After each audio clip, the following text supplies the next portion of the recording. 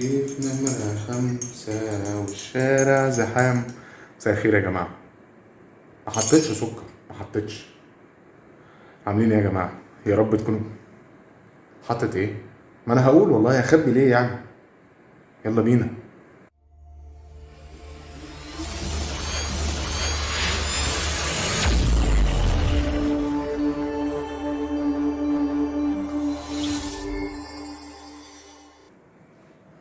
ازيكم؟ عاملين ايه؟ انا عمر حجازي، دكتور بيطري، اخصائي جودة ومراقبة تغذية ومدير مختبر بيطري. انتوا ما بتعملوش سبسكرايب ليه يا جماعة؟ بهزر معاكم. لا، في الحقيقة انا ما بهزرش. انتوا ما بتعملوش سبسكرايب ليه بجد؟ وده ينفع؟ جايين نتكلم النهارده عن العسل اللي بيعتبر من افضل الاطباق او الاكلات اللي ممكن الواحد ياكلها حوالين العالم، وكتير قوي زمان استخدموه في الطب البديل او استخدموه في التداوي من كتر الفوائد اللي موجوده فيه. ايه هي فوائد العسل وايه هي انواعه؟ وده اللي هنتكلم عنه في الفيديو بتاع النهارده ان شاء الله. خليكم معانا.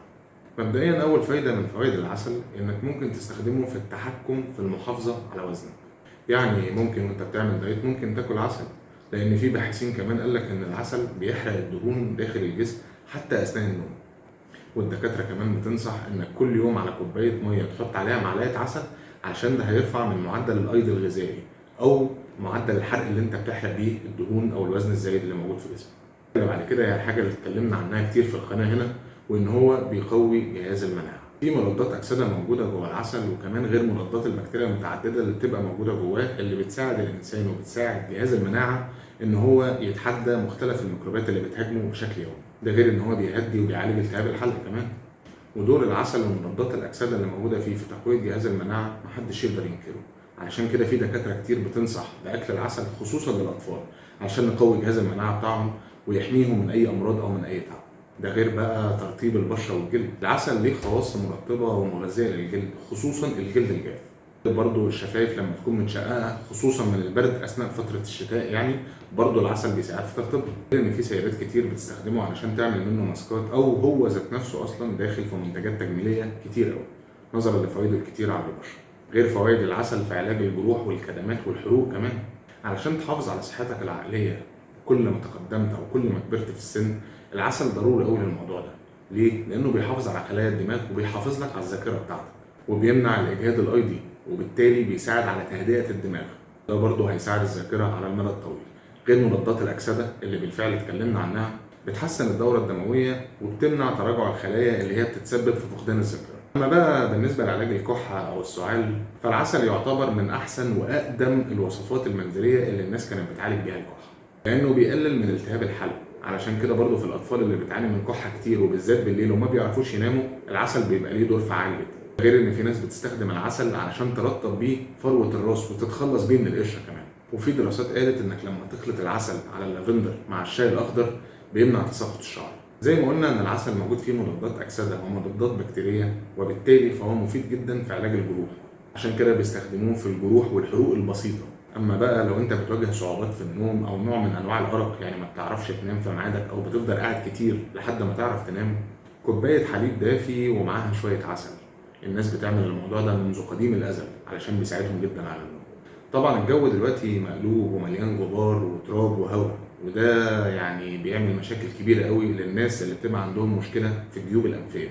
الجيوب الانفيه دي لما بيحصل فيها مشكله سواء بسبب الغبار او بسبب التراب، لما بتتقفل وبتتسد بتدي احساس بالتقل بيبقى فظيع جدا، وبيبقى الشخص نفسه عنده دوار وعنده دوخه وبيبقى مش طايق نفسه من الالم اللي هو حاسس بيه.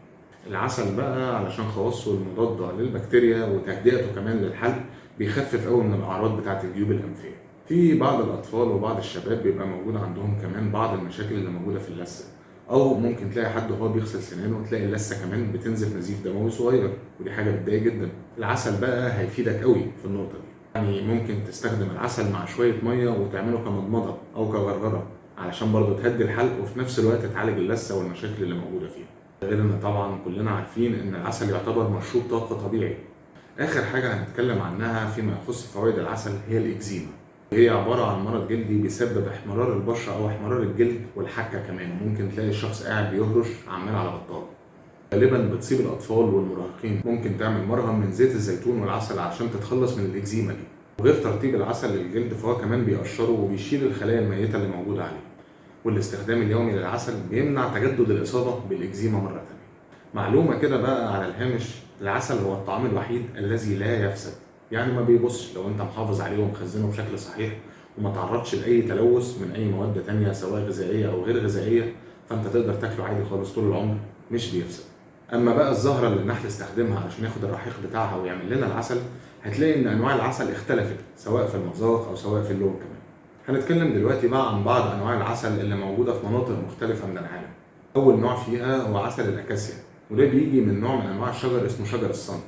ده بيكون موجود في أوروبا وفي أمريكا الشمالية، بيكون لونه أصفر وخفيف والنكهة بتاعته بتكون معتدلة، علشان كده كمان بيستخدموه في الطبخ. ليه خصائص علاجية علشان بيطهر الكبد والأمعاء وكمان بيحافظ على الجهاز التنفسي، ومفيد لمرضى السكر لأن هو قليل في السكروز وعالي في الفركتوز. النوع اللي بعد كده كلنا عارفينه وهو عسل البرسيم، من أشهر أنواع العسل، وبرضه طبعا موجود جواه مضادات الأكسدة والمضادات البكتيرية. في نوع كمان اسمه عسل النحل النجمي، وده بيدخل برضه في العديد من الأكلات، وبيكون تقيل كده بس في نفس الوقت سلس، وبيكون ليه ريحة عطرية مميزة بسبب ظهور التيولين اللي بيطلع منها. أما اللي بعد كده فهو النوع اللي مش رحمنا وداخل في كل حاجة، عسل الأفوكادو. بيكون لونه غامق وطعمه مدخن ومليان فوائد، وبرضه بيكون مفيد في ترطيب الجلد. بعد كده في عندنا عسل الزرفون، وده بيجي من كندا، بيساعد في حماية الكبد وبرضه علاج التهابات الحلق. يعني عندنا عسل الزان، وده الموطن الأصلي بتاعه هو نيوزيلندا، ومنتشر جدا هناك، وأحد الفوائد أو الخصائص المميزة ليه إن هو بيساعد على الهضم. كمان في عندنا عسل التوت البري، واللي ناس كتير بتستخدمه على الفطاير أو على الحاجات الحلوة. النوع اللي بعد كده عسل الكينا. حد يقول لي يا دكتور عمر هو عسل الكينا ده بيجي منين؟ أقول له هو بيجي من شجرة الكينا، مش اسمه كده. بيكون ليه نكهة غنية جدا ومليان بخصائص مضادات الأكسدة. كمان في عسل الحنطة السوداء، وده بيستخدم في علاج نزلات البرد برضه والكحة. واخر نوع من انواع العسل هو عسل المكاديميا، بيحتوي برضه على العديد من مضادات الاكسده. كده احنا اتكلمنا عن الفوائد بتاعه العسل وكمان اتكلمنا عن انواعه، لكن نسينا نتكلم عن حاجه مهمه جدا. انت ما بتعملش سبسكرايب ليه؟ بهزر معاك. انا بحكي لكم الكلام ده علشان تحافظ على صحتك وعلى صحه بيتك واولادك. ولو استفدت من الفيديو اعمل له لايك واعمل له شير، وبرضه اعمل سبسكرايب يا اخي، مفيهاش حاجه.